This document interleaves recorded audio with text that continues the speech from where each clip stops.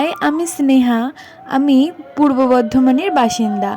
আমাদের পাড়া পীরতলায় এখন ৪ দিনব্যাপী চলছে মহাযজ্ঞোৎসব, সার্বজনীন মহাযজ্ঞোৎসব, যেখানে হরিনাম সংকীর্তন হচ্ছে।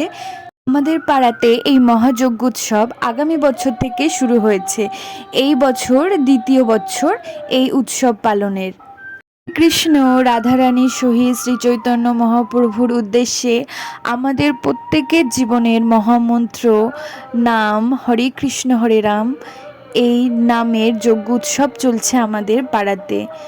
বর্তমান হোক ভবিষ্যৎ, শেষ দিনের সম্বল হিসাবে এই নামই থাকবে আমাদের সাথে।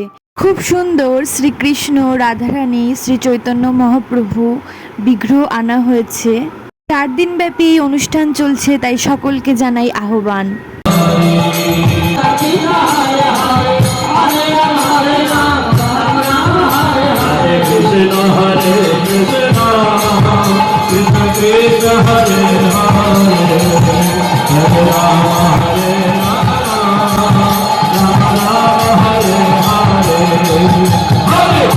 প্রথম দিন পাড়ার সকলে মিলে শোভাযাত্রার মাধ্যমে এই অনুষ্ঠানের সূচনা হয়েছিল।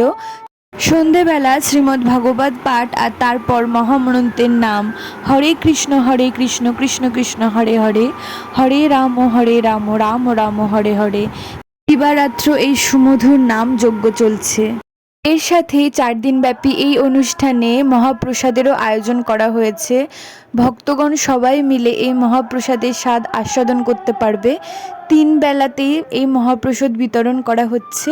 নানা রকমের মেনু থাকে, এর মধ্যে ভাত, ডাল, কচুর শাক, আলু তরকারি, কুমড়ো দিয়ে ঘ্যাট, ইঁচড় তরকারি, পায়েস, চাটনি।